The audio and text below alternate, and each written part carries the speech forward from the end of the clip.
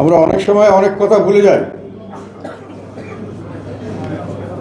আমাদেরকে কিন্তু একটি কুচক্রী মহল আমাদের পার্টিকে সর্বশান্ত নিঃশেষ করে যাওয়ার জন্য একটা ষড়যন্ত্র করেছিলেন। এবং এখন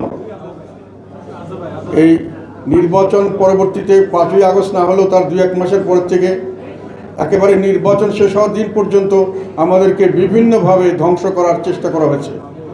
আমাদেরকে কোথাও কাজ করতে দেওয়া হয়নি, আমাদের মিটিং মিছিল করতে দেওয়া হয়নি, বিভিন্নভাবে আমাদের মানুষের উপর হামলা করা হয়েছে। সরকারি বাহিনী সরকার থেকে করেছেন, সরকারের সঙ্গে যারা জড়িত ছিলেন এরকম আমাদের যারা এখন রাজনৈতিকতে বড় প্রভাবশালী তারা সবাই মিলে কিন্তু আমাদের উপরে আক্রমণ করেছিলেন, আমাদেরকে আহত করেছিলেন, আমাদেরকে বিব্রত করেছিলেন, আমাদের পার্টি অফিসকে ধ্বংস করেছিলেন।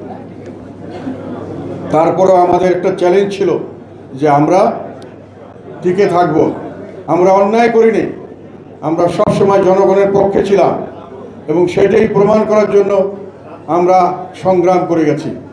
আমাদেরকে অনেক বাধা বিপত্তি করার চেষ্টা করা হয়েছে। নির্বাচন কমিশন আমাদেরকে তাদের যখন নির্বাচনের সময় যখন আলাপ আলোচনা মত বিনিময়ের জন্য ডাকলেন তখন আমাদেরকে তারা বাদ দিলেন। আমরা নির্বাচন কমিশনের সঙ্গে কথা বলতে চাইলাম, ওরা সেখানেও আমাদেরকে দিলেন না। প্রত্যেক দিনই আমাদেরকে একটা অবস্থান সৃষ্টি করা হয়েছিল, যাতে করে বলা হচ্ছিল যে জাতীয় পার্টিকে প্রথম তো শুরু হলো যে আমাদেরকে অ্যারেস্ট করতে হবে, আমাদেরকে জেল দিতে হবে, ফাঁসি দিতে হবে, আমাদেরকে কোনোখানে দাঁড়াতে দেওয়া হবে না, আমরা দোষর ছিলাম।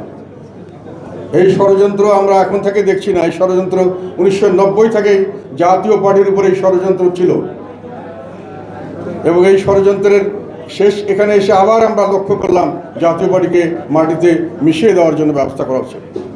কিন্তু আজকে আমি আপনাদের বলতে চাই, এখানে এই ভবনে দাঁড়িয়ে বলতে চাই, এখন আমাদেরকে কিন্তু অন্যান্য জায়গায় যেখান থেকে আগে আমাদেরকে রিফিউজ করা হয়েছিল যে মিটিং করতে দেওয়া হবে না, তারা আমাদেরকে টেলিফোন করে বলছে যে আপনারা যদি এখন করতে চান আপনাদের জন্য কোনো অসুবিধা নেই, আপনারা করতে পারেন। তার মানে আমরা যে দোষর ছিলাম এই কথাটি যে মিথ্যা এটা প্রমাণিত হয়েছে এবং আমরা যে সত্যিকার অর্থে দেশপ্রেমিক ছিলাম এটা প্রতিষ্ঠিত হয়েছে।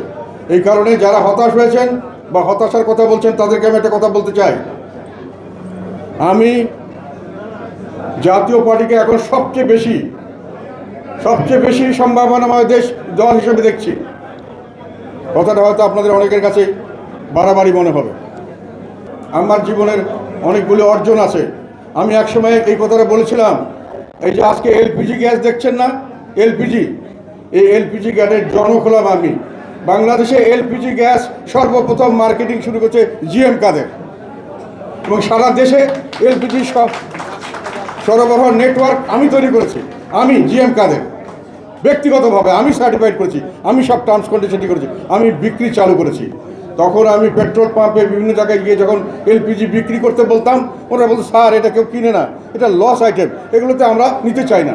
আমি অনেক ব্যবসায়ীকে বলেছিলাম যে তোমরা এখন এলপিজি নাও, ভবিষ্যতে পেট্রোলের বিজনেস করার দরকার হবে না, এলপিজি বিজনেস করে তোমরা লাল হয়ে যাবে। তারপরে কিন্তু আমার কথা প্রমাণিত হয়েছে এবং তারা পরে বলেছে স্যার আপনার কথাটা শুনে আজকে কিন্তু আমি বিশালভাবে লাভবান, এলপিজির বিজনেস এত লাভজনক হয়েছে। যাই হোক, সেটা এক ইতিহাস।